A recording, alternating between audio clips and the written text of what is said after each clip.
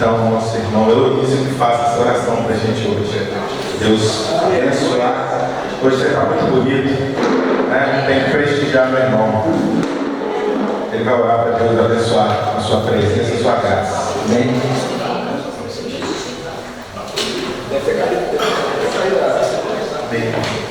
Senhor, em nome de Jesus, Pai. Obrigado, Pai, por mais esta noite, mais esse dia. Obrigado porque nós sabemos que o Senhor está aqui na direção de todas as coisas, no controle de todas as coisas. Pai, é um privilégio muito grande, Pai, poder estar aqui neste dia, recebendo, Pai, da Tua palavra, conhecimento, entendimento. Obrigado, Senhor, por essa oportunidade. Senhor, nós abençoamos todos que estão aqui, todos que estão a caminho, Pai. Que o Senhor possa trazer todos em segurança, em nome de Jesus, Pai. Amém. E que tudo que for ministrado nesta noite, Pai, possa ter o nosso encontro, possa suprir nossas necessidades e nós possamos crescer no entendimento e no conhecimento. Pai, muito obrigado, Pai. Muito obrigado, em nome de Jesus. Que o Senhor nos faça presente aqui. Amém. Em todos os momentos, Amém. todos os segundos. Amém. Em nome de Jesus. Amém. Obrigado, meu irmão. Amados, continuando o nosso estudo sobre família, hoje nós vamos estudar um assunto muito importante, dando continuidade, que é uma coisa que toda família precisa ter. Toda família precisa, e precisa muito, ter uma coisa para que haja a presença de Deus, para que Deus se manifeste na família. A família precisa de ter unidade. Porque cada vez que uma família é formada, né, você tem aqui pai e mãe. E aí vai ser gerado um filho. Aqui você tem pai e mãe. Não reparem a beleza. Vai ser gerada filha. Quando filho e filha se unem, eles formam uma nova unidade. Esse foi o plano perfeito de Deus. Homem e mulher formando uma nova unidade. E para que essa unidade, essa nova unidade tenha êxito, é necessário que a gente conheça alguns princípios. Existem os princípios de Deus que seria o ideal. E existem circunstâncias humanas e muitas vezes o que a gente vai falar aqui não acontece da forma como Deus planejou. E a gente precisa ter muito equilíbrio para entender o propósito de Deus. Tem gente que confunde o que a gente vai falar aqui, né? A gente vai ler Gênesis 2:24 e entender o que Deus planejou para a família. Ele falou assim lá em Gênesis 2:24: portanto, deixará o varão seu pai e sua mãe, e apegar-se à sua mulher, e serão ambos uma só carne. Então a primeira coisa que a gente vê aqui em Gênesis 2:24, o primeiro verbo aí, é que o homem iria deixar, certo? Pai e mãe. Deixar pai e mãe não significa que você vai abandonar seu pai e sua mãe. A Bíblia diz que nós devemos honrar os nossos pais.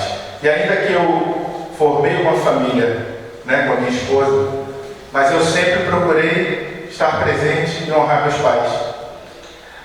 Acontece que tem gente que não sabe administrar isso.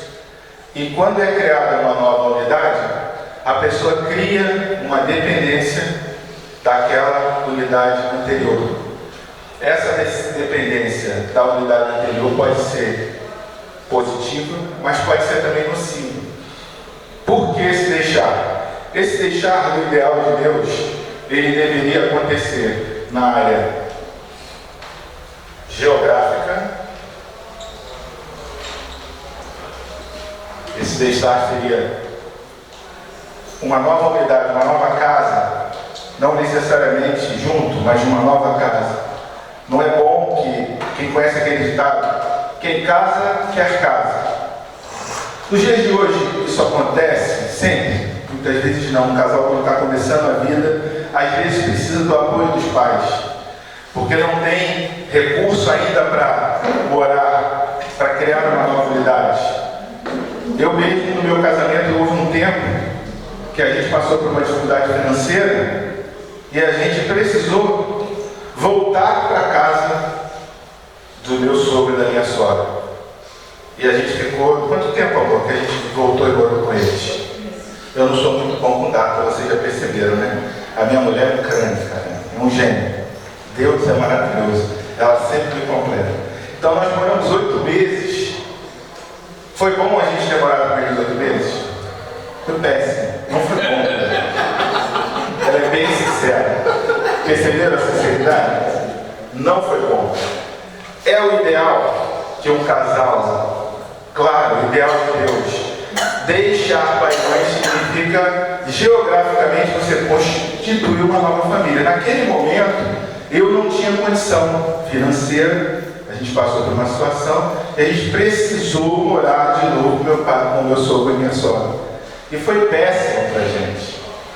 Péssimo porque havia determinados momentos, entendeu, Norma, que, tipo assim, se a gente fosse namorar, já viu aquela coisa que o pastor falou lá dos pais? Abre a porta do quarto, olha para um lado, quando sai correndo para o banheiro.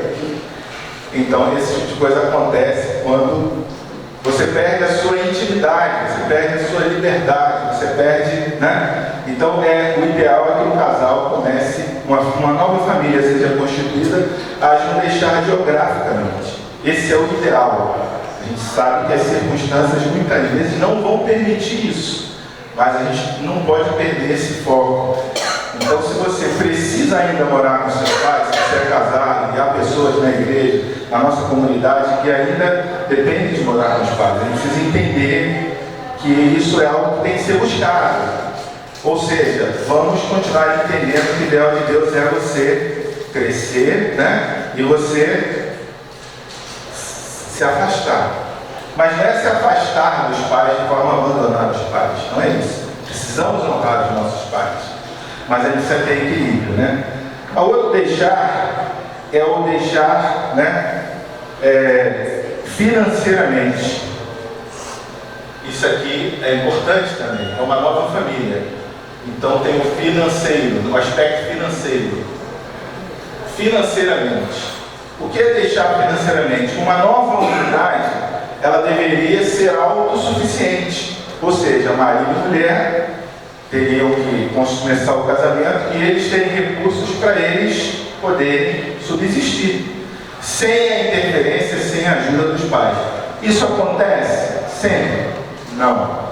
Muitas vezes os casais jovens começam a vida e precisam dos pais para ajudar. É errado ajudar? É errado? Não é errado. É lógico que se a minha filha e meu filho precisarem de ajuda, minha filha casou. Se um dia ela passar por uma situação que ela precise da minha ajuda, eu vou, como pai, eu vou ajudá-la. Não vou ajudá-la? Claro. Mas o correto diante de Deus é que essa unidade, essa nova unidade, ela seja independente financeiramente, ela seja autossuficiente.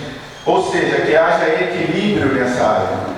Que o casal saiba decidir junto aonde morar, o que comprar, quanto pode pagar de aluguel, né? Para que não aconteça o que aconteceu comigo e com a minha esposa.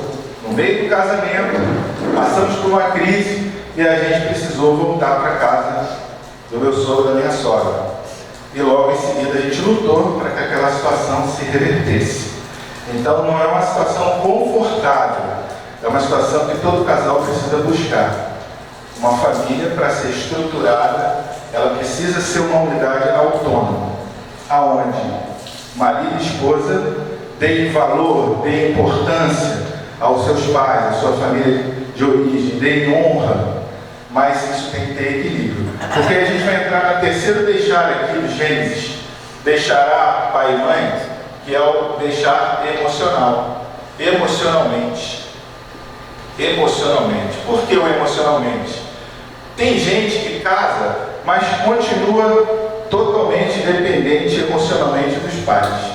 Então, por exemplo, tem uma briguinha em casa, aí rola lá um barraco, uma discussão, aí a mulher vai logo para a mãe: mãe, meu marido, isso aí começa aquela fofoquinha. Ou então o marido se aborreceu com a esposa, vai lá. Isso é bom? Não é bom. É bom que marido e mulher resolvam as coisas na própria unidade, na própria casa, né? Tem gente que não consegue fazer nada sem ouvir os pais. E aí cria uma dependência emocional. Tem gente que não se liberta da unidade anterior. E há uma prisão emocional. A pessoa é tão apegada com a mãe, é tão apegada com o pai, que ela não consegue que a família dela ande de forma autônoma. Isso está correto? Não está correto. O projeto de Deus é que uma unidade seja independente. Claro que você vai dar atenção, claro que você vai estar presente, mas tem que haver equilíbrio. Não é normal que todo final de semana, ou todo dia, já viu aquela família que todo dia a pessoa está ali, presente na casa dos pais e tal? Não está certo. A pessoa tem que criar uma vida independente. Então, quando Deus falou para o homem deixar pai e mãe se unir à sua mulher, Deus tinha no plano dele que houvesse um deixar, mas que houvesse um equilíbrio. Esse deixar não é abandonar os pais, não é deixar eles completamente independentes, né? Eu me lembro que meus pais, no final da vida, houve uma circunstância que eles foram assaltados aqui no Rio de Janeiro, eles eram velhinhos, naquele tipo de assalto que a pessoa liga e fala que, pô, tô com teu filho aqui e tal, e a pessoa, minha mãe acreditou que eu estava na mão de alguns malfeitores, né? E ela, coitadinha, recolheu todo o seu salário, suas economias, tudo, e saiu à noite desesperado. O cara foi lá, parou com uma Kombi e ela entregou tudo que ela tinha. E as minhas irmãs na época ficaram muito preocupadas, eu tenho 3 irmãs, com essa situação que tem no Rio de Janeiro. E aí a gente decidiu que a gente tiraria eles, porque eles estavam os dois morando aqui em Lopes, e a gente resolveu levá-los para a Bahia. Meus pais foram para longe, ficaram, né, sei lá quantos mil quilômetros de mim, acho que Bahia deve dar uns 2.000 quilômetros. Mas minha esposa sabe disso. 2 em 2 meses eu dava um jeito, eu ia ver meus pais. Eu pegava um avião e ia visitar meus pais e passar um dia, 2 dias, no final de semana com eles. Porque tem gente que sai, né? Os pais estão lá no Nordeste e tal, e nunca mais voltam para ver. Isso está errado, gente. A gente precisa honrar nossos pais.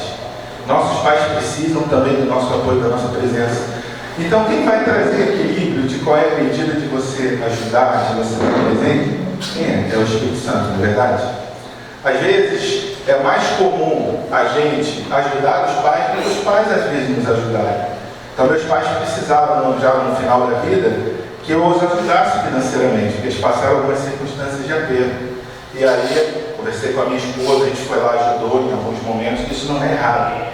Mas tem que haver o quê? Equilíbrio. Tem que haver o quê? Concordância. Porque isso pode gerar uma briga entre o casal? Pode. Digamos que um começa a ajudar o pai ou a mãe e o outro não concorde, o outro não aceite.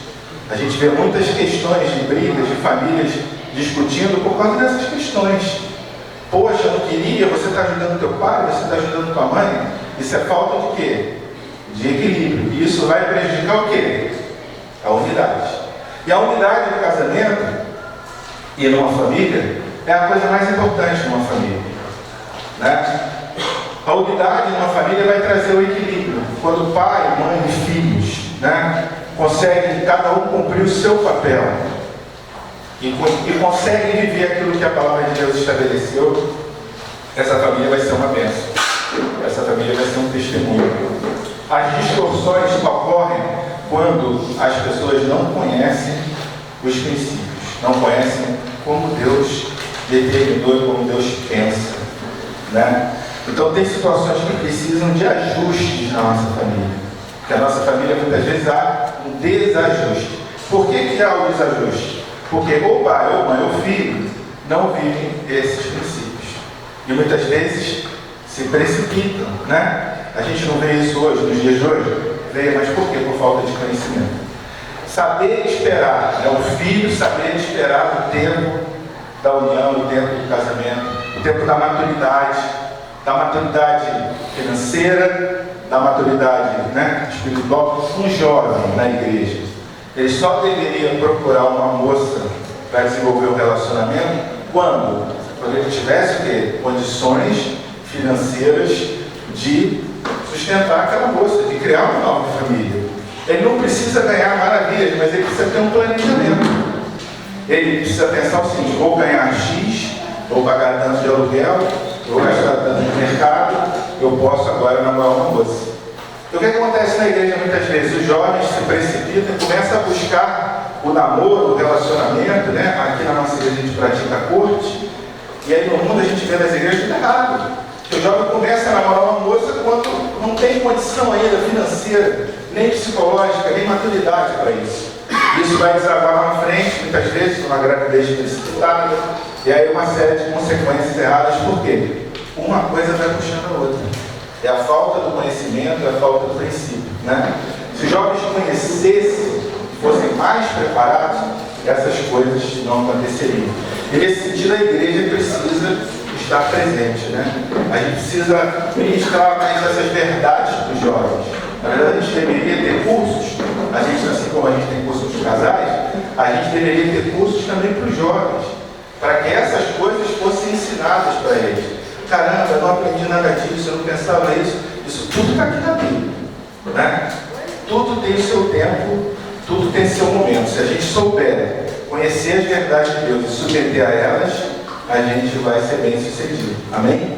E a gente sabe que tudo isso acontece, mas que o Senhor, nosso Deus, pela sua graça, pela sua misericórdia, Ele entra e conserta muita coisa que a gente fez errado, né? Mas a gente está aqui para a gente descobrir aonde a gente errou, o que a gente precisa consertar, e com a graça, com a misericórdia, né, de Deus, do nosso Deus, a gente ajustar as coisas. E nós que temos filhos, né, a gente precisa passar essas verdades para os nossos filhos. É um papel dos pais orientar os filhos nessas questões. O que acontece muitas vezes hoje? Não existe comunicação, não existe diálogo, não existe conversa. Os pais são deixados ou deixam o seu papel de orientar, de ensinar, e entregam aos filhos muitas vezes hoje o quê? A televisão, celular, né? Tantas coisas vão roubando o tempo da família, o tempo da conversa, o tempo de você sentar com seu filho e você explicar as coisas, né? Achei interessante porque na última aula nossa que nós tivemos o nosso encontro de homens, o Senhor nos deu a direção da gente fazer um encontro diferente, homens de um lado e mulheres do outro, e foi muito legal. E aí eu trouxe uma situação, encontro de casais. Eu trouxe uma situação no encontro a gente sabe, né? E uma situação que aconteceu de uma pessoa que me procurou de uma outra igreja, um irmão, um amigo meu, e essa pessoa precisava de ajuda. Um rapaz que perdeu o casamento depois de 16 anos de casamento, de repente a minha esposa pediu o divórcio. E eles crentes, criados na igreja, quer dizer, foi aquela coisa surpresa, não acaba da noite por dia uma relação. Aí eu fiz a seguinte pergunta quando a gente iniciou o nosso debate lá entre os homens: o que vocês acham que pode gerar uma família desmoronar depois de tanto tempo, de repente, do nada, qualquer divórcio? Da onde surgiu isso? Eu achei interessante que cada um deu uma resposta de uma hipótese, que a gente não conhece a realidade ainda do casal, mas cada um deu uma... A primeira resposta eu achei muito interessante, foi até o Marcelo, o irmão do Aruca, né, que disse assim: a falta de comunicação. Falta de comunicação é um negócio que pode desmoronar o casamento. Porque se a coisa não está bem, às vezes não tem diálogo para você não saber que não está bem. E quando não tem comunicação também entre pais e filhos, a coisa não vai bem. O papel dos pais é conversar com os filhos, é falar abertamente. Não é isso com essa camisa bonita, meu querido? Você já é bonito com essa camisa, então você ficou espetacular. Então, a conversa na família é algo que precisa existir. Mas seguindo, né? Esse é um dos motivos. Claro que existem outros motivos que levam o casamento à ruína, né? Que é o divórcio. Depois, mais na frente, a gente vai ter um estudo muito bom sobre o divórcio, mas não é o momento hoje de falar sobre isso. Eu queria falar com vocês sobre essa questão de deixar. Falamos sobre deixar pai e mãe e se unirá a sua mulher e serão os dois uma só carne. Aí vem para cá, né? Unidade. Uma só carne. Olha que coisa linda. Esse aqui não está legal. Vamos achar outra aqui.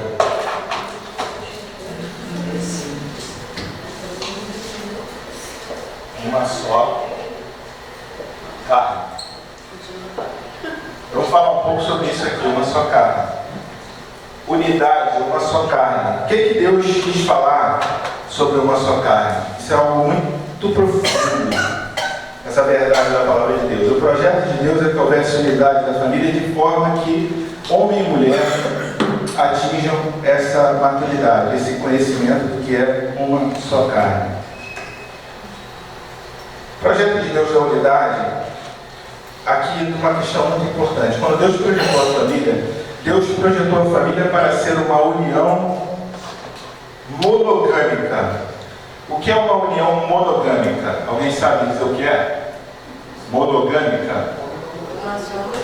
Um homem com uma mulher. Adão teve uma Eva. Deus não fez mais uma Eva para Adão. O que aconteceu no início? Que os homens não seguiram esse princípio. E a gente vê na Bíblia, no Velho Testamento, um homem que tinha mais de uma mulher, né? Davi teve 2 mulheres. Salomão já bateu o recorde, né? Pelo menos está na Bíblia, teve 1000 mulheres, né? Salomão teve 1000 mulheres, é isso? Mais de 1000 mulheres. Isso, alguma vez, foi propósito de Deus? Claro que não. Deus criou um homem para uma mulher. A relação seria monogâmica. Satanás entrou aqui. Aqui foi onde Satanás começou a entrar e desvirtuar o propósito de Deus. Tanto que lá na frente, quando Jesus veio, Jesus consertou. E ele disse, no princípio, não foi assim. Então, tudo aquilo que o homem fez de errado, Jesus, quando veio, ele consertou. Ele falou, no princípio, não foi assim. É um homem para uma mulher. Por que um homem para uma mulher? Porque como que você teria uma só carne, tendo mais de 2 pessoas? Uma relação com 3, com 4, uma só carne? Impossível.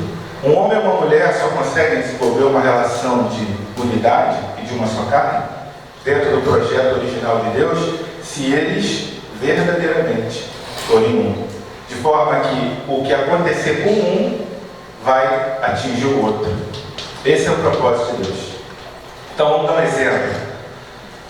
A vida de uma só carne é algo que ela é construída no dia a dia. Um homem ou uma mulher, à medida que eles vão vivendo um para o outro e somente um para o outro, eles vão se conhecendo cada vez mais.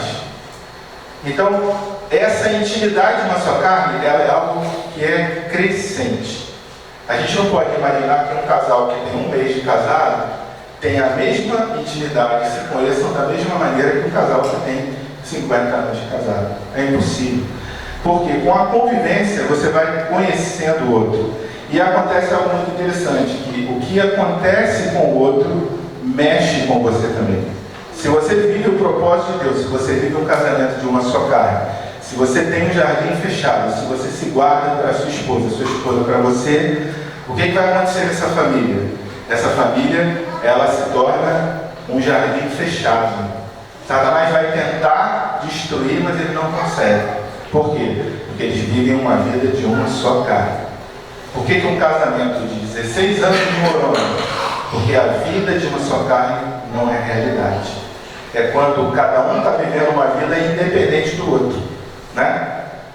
E eu achei interessante porque pouco eu conversei com esse rapaz, mas uma coisa, quando ele falou assim no telefone, eu percebi. Ele, tipo assim, minha esposa não está tendo tempo, está viajando muito e tal. Quer dizer, não tinha unidade de propósito. A mulher correndo por aqui e ele correndo para cá. E achei interessante porque ele falou assim, eu vou pagar, dar um dinheiro a ela para ela poder ficar em casa. Aí eu guardei aquilo, eu falei, caramba, tem uma coisa errada. Quando um homem diz que vai pagar uma mulher a diária dela para ela poder ficar em casa, esse casamento tem unidade? Não. Porque na vida financeira já está claro que cada um toca a sua vida independentemente. Ele precisa dar um dinheiro para ela poder cumprir o papel de estar mais em casa com os filhos. E aí eu tive a oportunidade depois de descobrir que no processo do casamento, a vida de uma só carne foi sendo deixada de lado. Ou seja, ele começou a ter uma vida individual. Eu tenho os meus projetos, eu tenho os meus sonhos, eu estou começando a buscar as minhas coisas, e ela, por outro lado, seguindo para um lado completamente oposto, mas não havia uma convergência. Entendeu? Cada um com seus projetos e planos. Esse é o propósito do nosso Deus para o casamento? Não. A gente vai ver mais na frente um texto que fala de um só pensamento. A restauração familiar é um só propósito. O casal divide, o casal compartilha, o casal pergunta o que o outro acha. O que você acha disso? O casal, antes de tomar decisões, eles consultam um ao outro e decidem juntos. Isso é unidade. E foi muito interessante, porque depois eu descobri que eles tinham, no passado, vivido uma vida de unidade. Ou seja, eles, quando eu questionei, tá bom, vocês estão passando por um deserto financeiro. E isso hoje é um dos motivos principais de divórcios. Se a gente fizer uma estatística, o maior motivo para divórcios hoje é questão financeira. E depois que eu descobri, eu falei, tudo bem, irmão, mas você, como é que está a questão da sua aliança com Deus? Como é que está a questão do seu dízimo? Eu não dizimo mais. Há muito tempo que eu quebrei a minha aliança com meu Deus. E de repente ele começou com lágrimas nos olhos, porque ele começou a se lembrar do passado. E ele me contou uma coisa muito linda que ele tinha vivido com a esposa dele lá no início. Ele falou que teve uma vez, né, que ele teve uma direção dele semear o carro. E ele era um cara que estava desempregado. Mas quando ele falou com a esposa, vou semear o carro, a esposa falou, poxa, eu estou contigo nisso. Deus te tocou nisso também. E eles dois foram no culto, e naquele culto eu vou mover de Deus, onde na igreja várias pessoas começaram a entregar as coisas. Entregar carro, entregar dinheiro, entregar joia, entregar relógio, tudo. Houve um mover de Deus, e eles foram lá.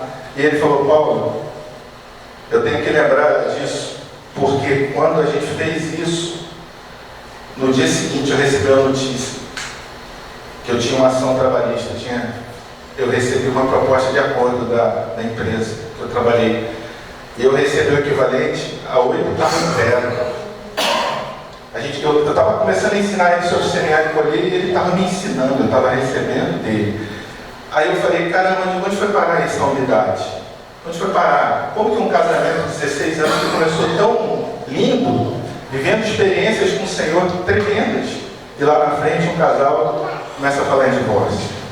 Por que isso acontece? Porque a gente precisa guardar a nossa unidade. E a nossa vida com Deus, ela tem que ser crescente. A cada dia você precisa crescer na graça e no conhecimento de Deus. Um casal precisa crescer em unidade. Todo casal cresce em unidade? Não. Tem casal que com o passar do tempo ele perde a unidade. Porque ele não cuida de preservar a unidade. A gente precisa cuidar um do outro, para quando a coisa tende a sair do trilho, você, peraí, né? Vamos conversar? E o casal precisa junto, decidir junto, ajudar um ao outro. Eu sempre conto uma história que é muito interessante sobre essa questão financeira, né? Houve um dia, lá atrás, muitos anos, a minha esposa é uma mulher de Deus, mas lá no início, né, quando Deus restaurou o nosso casamento, Deus foi restaurando, e eu tive que ter paciência de esperar a maturidade espiritual dela, para crescer. E teve um tempo, lá atrás, que ela falou assim para mim, amor, eu acho que eu não vou dar o dízimo desse mês não, porque ela tinha recebido lá algum dinheiro, uma indenização, não me lembro o que era. E ela vai lembrar disso. Eu chamei ela e falei, amor, deixei ela falar, respeitei. Quando ela terminou, eu falei assim, vamos em frente sobre isso que você falou? Não briguei com ela, não discuti. Eu falei para ela assim, olha, nós temos um jardim fechado, nós somos abençoados, nós temos aliança com Deus. Reflete sobre isso que você falou. nós precisamos de alguma coisa. Então eu comecei a fazer o quê? Com paciência, com amor, ensinar a minha esposa que ela está indo por um caminho que ia atingir a nossa unidade. E para a honra e glória do Senhor, naquela mesma noite, ela percebeu que ela estava errada. Ela falou: amor, como é que eu deixei isso entrar no meu coração? Vamos orar? E interessante que quando eu fui fazer oração com ela, eu orei assim: Senhor, tem misericórdia da minha esposa e perdoa ela. Não foi isso que eu orei. Eu orei assim: Senhor, nós pecamos contra o Senhor. Quando entrou esse desejo no nosso coração, eu fiz uma oração de quê? Unidade. Porque quando Satanás jogou uma semente no coração da minha esposa e atingiu, ela atingiu a minha unidade de uma só carne. Então eu preciso orar em unidade com ela. A unidade foi atingida e o conserto foi feito na unidade. Ela orou comigo, a gente se arrependeu, se ajoelhou na cama e fizemos o nosso conserto com Deus e consagramos o nosso dízimo daquele dinheiro maior que ela recebeu, porque para Deus não tem diferença se o dinheiro é maior, se o dinheiro é menor. Deus nunca está preocupado com o dinheiro, Ele está preocupado com a tua fidelidade. Deus só vê a sua fidelidade e que o princípio que Ele estabeleceu você cumpra. Ele só quer que você obedeça ao princípio. Se você fizer isso, você vai prosperar e vai ser abençoado. E foi a melhor coisa que a gente fez. Nunca mais na minha vida, isso tem anos, isso sequer foi cogitado na minha casa. Mas por que um casal que começa bem para? Em que momento para? E por que para? Então essa palavra é para você olhar para o teu casamento e fazer um conselho, falar assim: amor, a gente ouviu essa palavra lá do pastor Paulo, o que isso serve para a gente? Tem alguma área do nosso casamento que nós estamos fora da unidade? Que você está pensando de um jeito, eu estou pensando de outro? Aonde é financeiro, né? É sonho, é objetivo? Deus precisa alinhar os nossos sonhos, os nossos propósitos, os nossos objetivos. Amém? Amém. Outra coisa dessa unidade é que essa unidade, ela é vitalícia. Essa unidade é vitalícia, é monogâmica, ela também é vitalícia. O que quer dizer vitalícia? É aquela, palavrinha que você fala quando você faz os seus votos, até que a morte os separe. Você fez um voto diante do Senhor de testemunhos. Você disse: eu vou caminhar contigo na alegria, na tristeza, na saúde, na doença, até que a morte os separe. As nossas palavras, os nossos compromissos, eles ficam registrados no mundo físico, no mundo espiritual. E nós precisamos honrar aquilo que nós nos comprometemos a fazer. Por isso é que todo casamento tem compromisso de fidelidade, de unidade. É a gente preservando a unidade.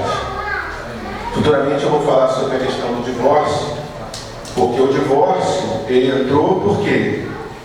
Por causa da dureza do coração do homem ou da mulher.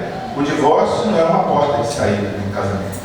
O divórcio é uma porta de emergência que a gente vai estudar mais na frente, em que circunstâncias, o divórcio é admitido. Mas a gente precisa entender, falando só um pouquinho sobre divórcio. Divórcio não é o plano original de Deus. Divórcio é a misericórdia de Deus. É um ato de misericórdia. E Deus é maravilhoso, porque no divórcio a gente pode ver a bondade de Deus para aqueles que são fiéis com Ele. A gente até outro dia assistiu, eu e o apóstolo, uma entrevista da Ana Paula lá, da Lagoinha, com 4 pastoras divorciadas. E foi tremendo. Como a gente foi impactado ali naquele dia, quando a gente viu aquilo. A misericórdia de Deus em dar uma vida nova àquelas 4 mulheres. Como Deus foi misericordioso, porque aqueles homens que não honraram os seus compromissos e aquelas mulheres que eram fiéis ao Senhor, Deus permitiu uma nova história na vida de cada pastora. E hoje elas são mulheres de Deus. Deus deu um novo casamento para cada uma delas e cada uma uma história mais linda de restauração. Então a gente vê que o divórcio é o amor de Deus. infelizmente, tem muito peso nessa questão que a religiosidade das igrejas colocaram, né? Você, Deus odeia o divórcio. Isso não está na Bíblia. Deus não odeia o divórcio. Foi Deus que criou o divórcio como ato de misericórdia. Deus não poderia odiar algo que Ele criou. Deus permitiu o divórcio por causa da dureza do coração do homem.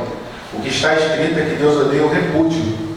Repúdio é diferente de divórcio. Repúdio é quando você rejeita o outro.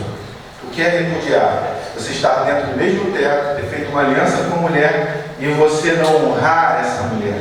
Quando você não dá a ela o que ela merece, ou ela não dá a você o que você merece, o que é seu de direito. Então, quando você não dá atenção, quando você não dá carinho, quando você não respeita essa pessoa que Deus deu para você como aliança, você está o quê? Repudiando essa pessoa. E é isso que Deus odeia, né? O repúdio. Mas mais na frente a gente vai falar sobre isso. Bom, a unidade. Existe uma coisa muito interessante sobre a unidade. Na unidade, o casal, ele ganha poder.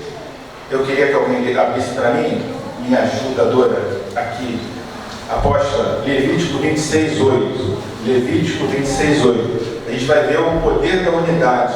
Por que a unidade é importante? O que ela produz?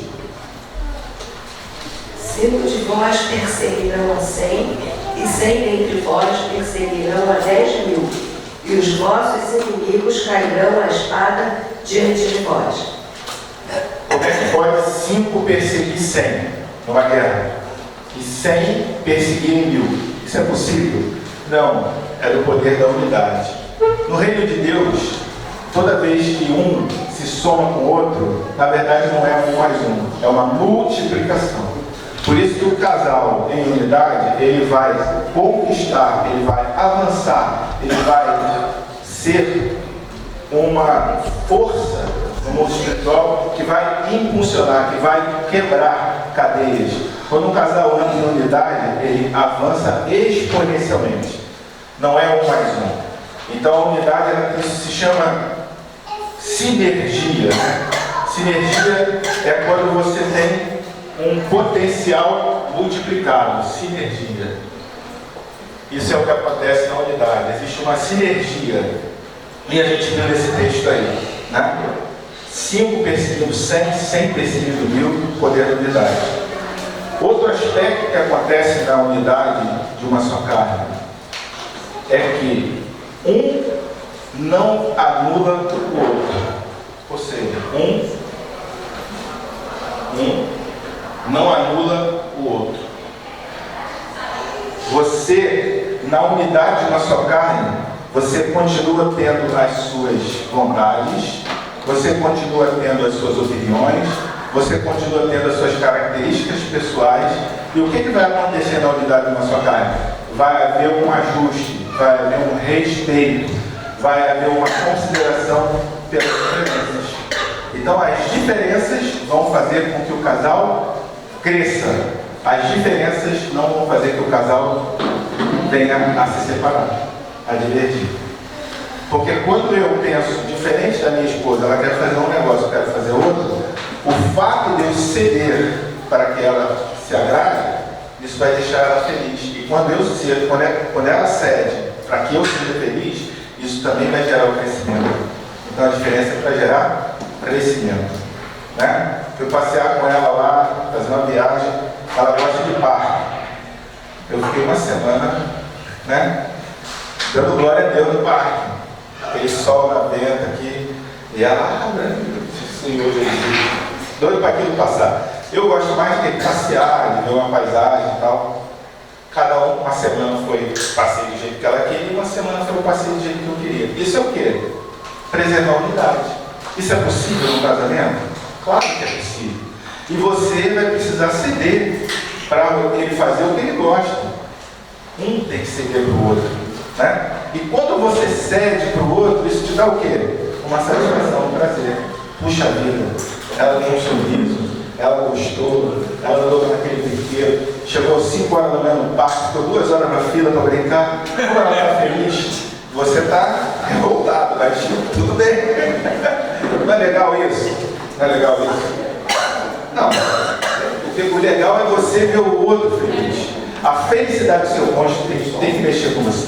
Quando você está em unidade, a alegria do outro é a sua alegria, não somente a sua alegria. Porque um casal que só quer fazer o que ele quer, aí vai dar ruim. Vai ficar um puxando para um lado e outro puxando para o outro. Cada um querendo viver uma vida independente do outro, né? Então aqui a gente vê que a gente vai tendo na unidade, a gente vai ter uma interdependência. Ou seja, um depende do outro completamente. Outra coisa que é atingida na unidade de forma sobrenatural é a diversidade. Quando vem a diversidade, como é que é a unidade? A unidade cresce. Vamos falar sobre, por exemplo, veio uma enfermidade. O que isso vai produzir no casal? Uma enfermidade. Vai produzir, quando o casal vive em unidade, que esse casal se conheça e fique mais íntimo, mais um do lado do outro. Você vai se importar mais com o outro, você vai interceder mais pelo outro, você vai orar. Eu lembro que recentemente, acho que um ano atrás, né, que você ficou doente. 3 anos já? É mais. Jesus, estou mal mesmo, gente. Me ajuda aí, irmãozão. Me ajuda aí. Tá feio. 3 anos atrás, a minha esposa teve uma enfermidade muito séria. O apóstolo esteve presente, visitou o Manel, foi lá também para orar. Né? A gente viu o amor dos irmãos, a igreja toda orando. Né? Foi um tempo muito difícil. E o que isso produziu em mim? Primeiro, eu larguei meu trabalho, minha empresa, levei meu computador lá para o hospital. Eu fiquei internado com ela quase 20 dias, trabalhando de dentro do hospital. Eu não saí do meu posto. Eu fiquei do lado da esposa. Ela estava ali, eu trabalhava, pegava meu computador. E graças a Deus o Senhor me honrou, porque as pessoas que trabalham comigo cuidaram de tudo, não faltou nada. Nada. Eu não deixei de atender nenhum cliente. Nenhuma obra minha atrasou. Eu não tive nenhum problema. Porque o Senhor sabia que eu estava cuidando da minha esposa. Então, se eu estou cuidando da minha esposa, Deus ia cuidar das minhas coisas? Eu podia confiar que o Senhor ia cuidar das minhas coisas? Né? Tem marido que a mulher está doente, o cara, não, pô, estou trabalhando. Não dá não, ó, quem que vai botar comida nessa casa? Né? Tu tá doente, eu tenho que trabalhar, pô. Aí aquilo vai o quê? Vai ferindo, vai no momento mais difícil, quando a pessoa precisa de ter alguém do lado para poder estar ali. Irmãos, como a gente cresceu em unidade naquele tempo. Como a gente cresceu com essa diversidade. A diversidade não é feita para separar o casal. A diversidade é feita para o casal crescer. Eu me lembro que teve uma hora lá que ela estava toda inchada, né? As pernas dela incharam, cheia de pústulas pelo corpo todo. E quando eu coloquei assim a mão na perna dela, eu comecei a orar em línguas, né? E teve uma hora que eu comecei a orar em línguas e aconteceu uma coisa sobrenatural, que eu olhava para a perna dela, enquanto eu orava em línguas, e eu via a perna dela diminuindo, voltando tamanho normal. Mas não era o que estava acontecendo, era a visão espiritual. Porque quando eu parava de novo e olhava, a perna estava grande de novo. Eu falei, o que está acontecendo? Mas eu discerni que era uma guerra espiritual. Eu orava em línguas e eu via a perna. O Senhor me levava a ver o que ia acontecer com a perna dela depois, o desinchar. E eu fiquei ali, naquele momento, como aquilo gerou intimidade com a gente. Né? Eu estar ali do lado e a gente clamando, a gente orando. Teve um momento que a gente gerou muita unidade. Ela tinha que levantar para ir no banheiro e ela não conseguia se movimentar. Ela andava assim, igual um pinguim. Já viu um pinguim quando anda no hospital, carregando aquele? Aí quando ela chegava, na hora que ela tinha que sentar no vaso, ela gritava de dor para poder sentar. Porque as juntas todas não podiam se movimentar. E aí eu falei para ela assim, amor, vamos fazer uma coisa? Vamos fazer uma coisa? Eu sei que você tem que gritar, que você tem que sentar no vaso. Toda vez que você for sentar no vaso agora, vou te levar para você fazer xixi. Quando você for sentar, você vai dar um grito. Você vai dar um grito. Glória a Deus. Nós vamos glorificar. Você vai gritar, aleluia, glória a Deus. Vamos glorificar o Senhor. E nós vamos vencer essa guerra gritando. Mas você vai gritar? Grita, pode gritar. Ela, então tá legal, vamos fazer isso, amor. Então, unidade. Estratégia. E na hora que eu chegava perto do vaso, assim, que ela ia descer para sentar no vaso, meu irmão, era dor e glória a Deus. E aquilo quebrava o inferno. Aquilo abalava o mundo espiritual, abalava aquele hospital. Porque a gente, no momento mais difícil, a gente estava glorificando o nosso Deus. E é assim que a gente vence a enfermidade. É dando glória a Deus no meio da dor.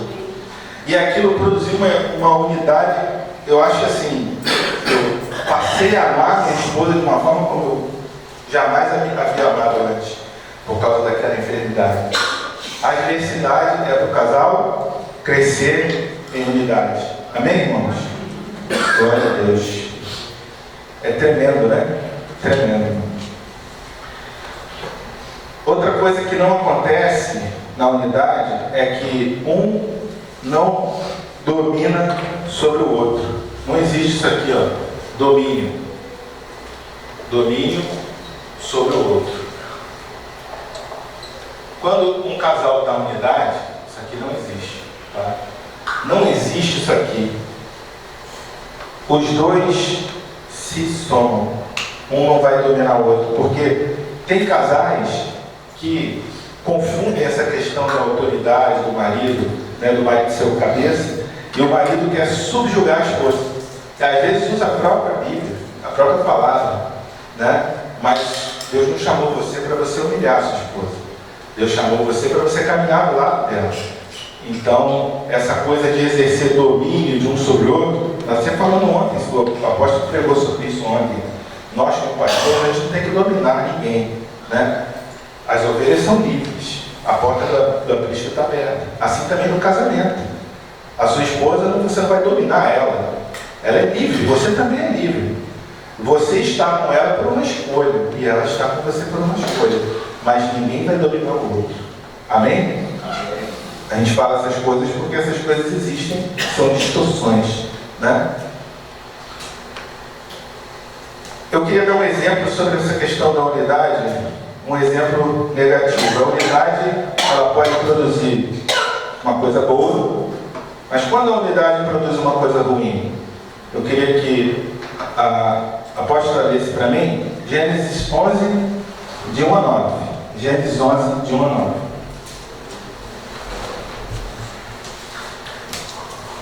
Ora, em toda a terra havia apenas uma linguagem e uma só maneira de falar. Sucedeu que, partindo eles do Oriente, deram com uma planície na terra de Sinar e habitaram ali. E disseram uns aos outros: Vinde, façamos tijolos e queimemo-nos bem. Os tijolos serviram-lhes de pedra e o betume de argamassa.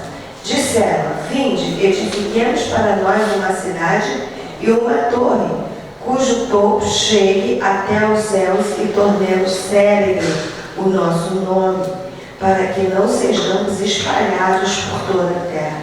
Então desceu o Senhor para ver a cidade e a torre que os filhos dos homens edificaram. E o Senhor disse: Eis que o povo é um, e todos têm a mesma linguagem.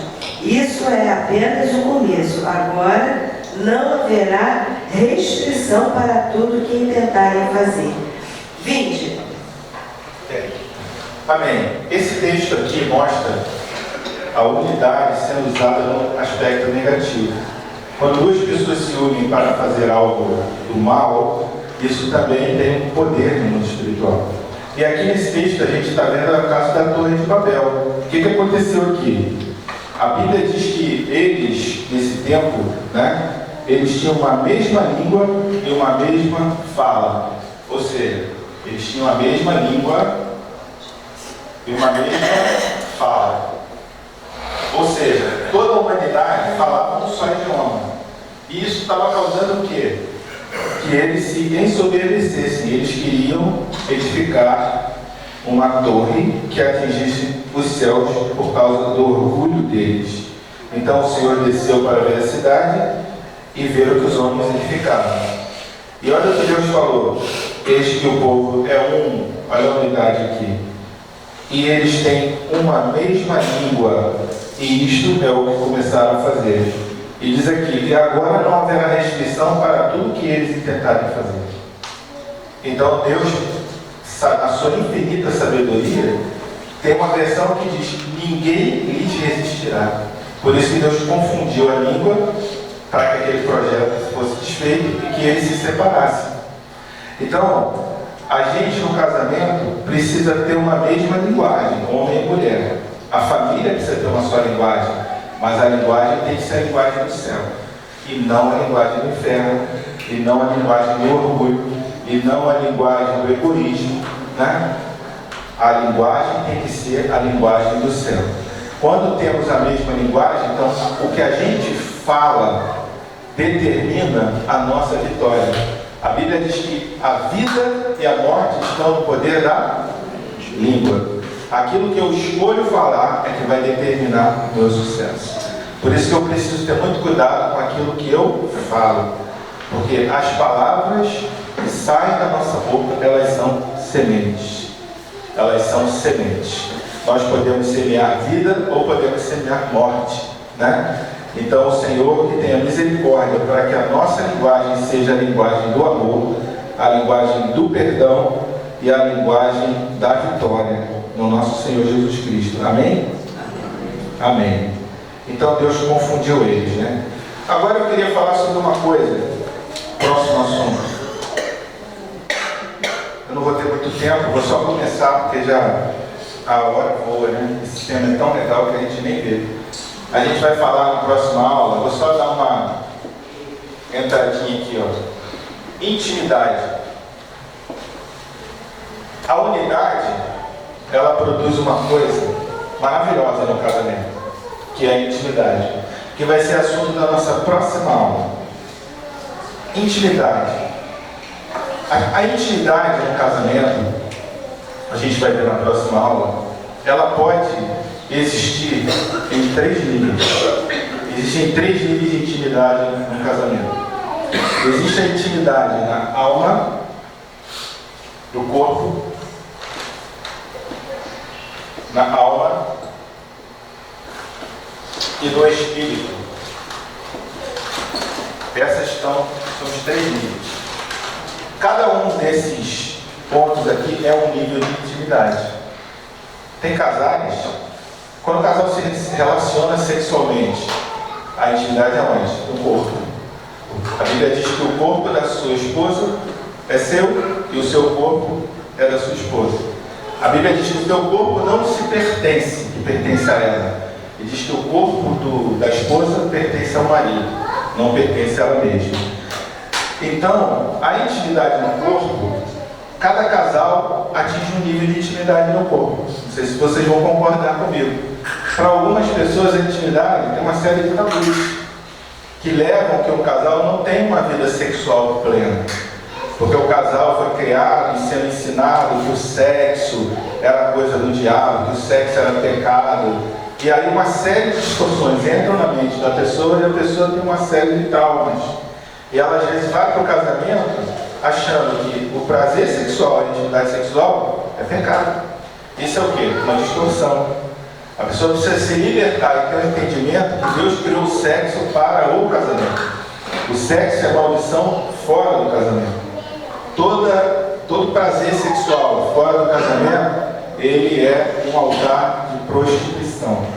Ou seja, o teu prazer sexual, ele tem que ser dado para o Senhor.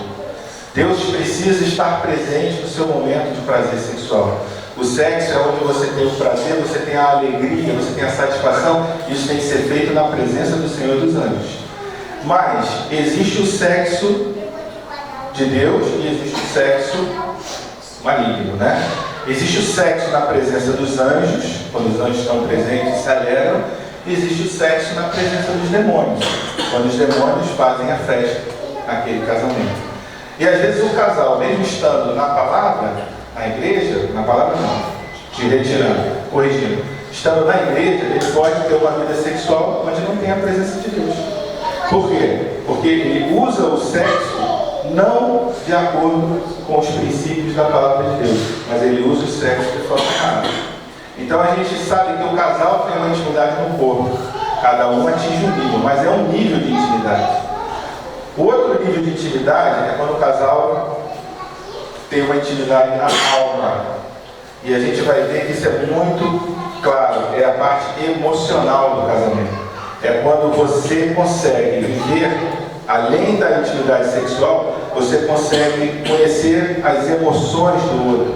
Quando você se sensibiliza com o outro, quando você chora com o outro, quando você é solidário com o outro, quando está passando por uma luta, uma dificuldade, um medo, e você está ali do lado e diz, não vai dar certo, eu estou do seu lado e tal. Isso é uma intimidade na alma. Nem todo casal consegue adquirir esse nível de intimidade. Às vezes a intimidade do casal se restringe só à vida sexual. E eles não conseguem avançar nos outros níveis de intimidade. A intimidade na alma é importante? É muito importante. Porque uma só carne é para ser intimidade no corpo, na alma e também no espírito. Então, a intimidade na alma é a intimidade das emoções. É um conhecer o outro, é um se importar com o outro, é um ajudar o outro, é um levantar o outro. Como levantar o outro? Eclesiastes diz lá, né? Um levanta o outro. Você está abatido, você está cansado, você passou por um problema no trabalho. O outro vai lá, amor, vai dar certo, eu estou do seu lado, e eu estou aqui por ideia. Isso é uma intimidade na alma. E por último, existe uma intimidade no espírito. Aqui é o maior nível de intimidade que existe. E poucos casais conseguem viver esse nível de intimidade. Qual é essa intimidade no espírito? Como é que você consegue chegar nesse nível de intimidade mais profundo, que é o terceiro nível? Quando os dois, eles têm, né, em Cristo a intimidade com Cristo. Quando o homem e a esposa conseguem ter intimidade com Cristo, eles vão desenvolver essa intimidade no espírito. E aí eu queria que vocês lessem para a gente mostrar isso aqui de uma forma muito clara. Eclesiastes 4, de 9 a 12. Eclesiastes 4, de 9 a 12. É interessante aqui a gente ver os níveis de intimidade aqui nesse versículo. Lê para a gente, apóstolo. Eclesiastes 4, de 9 a 12. Melhor é serem dois do que um, porque tem melhor paga do seu trabalho. Porque se caírem, um levanta o companheiro. Ai, porém, do que estiver só, pois caindo não haverá quem o levante. Também, se dois dormirem juntos, eles se aquietarão, mas um só, como se aquietará? Se alguém quiser prevalecer contra um, os dois lhe resistirão. O cordão de 3 dobras não se arrebenta com facilidade. Então aqui a gente tem 3 níveis.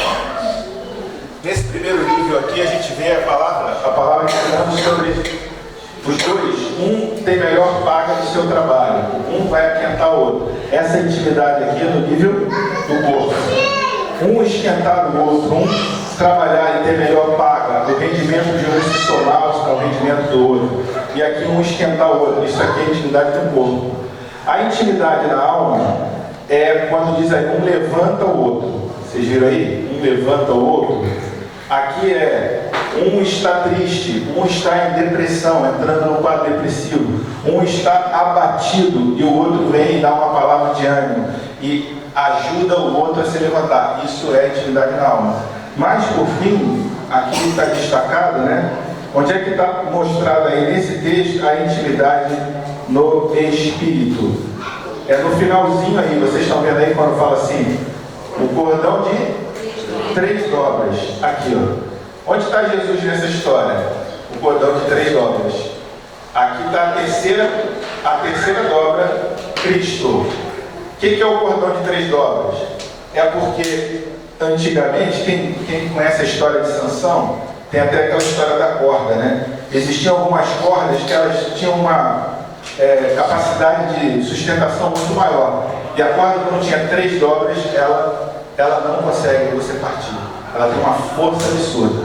Achei interessante que, um tempo desse, eu fui fazer uma viagem no sul e eu vi uma moça trabalhando com aquela fuso, que ela pega a lã e começa a trabalhar com o fuso. Eu nunca tinha visto ninguém trabalhar com aquilo. Eu via na Bíblia o que era o fuso, mas eu não tinha ainda visto ninguém, eu não sabia o que era o fuso. E o fuso é um negócio muito bacana, porque o cara pega a lã, isso é um monte de fio solto, e ele começa a pedalar assim e gira uma roda. E à medida que ela vai puxando os fios vão se entrelaçando. E aí depois que aquilo ali junta, meu amigo, você não consegue um fio só, você solta. Mas à medida que os fios vão se juntando, eles ganham uma resistência absurda. Daí é feito as peças, os casacos, os tapetes e tal, o pessoal que trabalha com a lã. E a gente vê lá no Provérbios a mulher trabalhando com fuso. Então, a Bíblia fala do cordão de $3, porque na dobra do cordão é onde Cristo entra no casamento. E a gente vai falar um pouco mais sobre isso na aula que vem. Quando Cristo entra no casamento e ele gera essa terceira dobra, ele faz com que o casal ele não vai se arrebentar. Um casal que Cristo ele é a terceira dobra do cordão nunca vai chegar no divórcio. Um casal que chega no divórcio é porque Cristo não ocupou essa terceira dobra, né? E só os dois a gente sabe que vai ficar aqui nesse nível de intimidade, no corpo e na alma. Mas para um casal subsistir no mundo de hoje, ele precisa ter intimidade do Espírito. Ele precisa de vida com Deus. Amém? Amém. Vamos para o nosso intervalo, a gente começa e continua na aula que vem.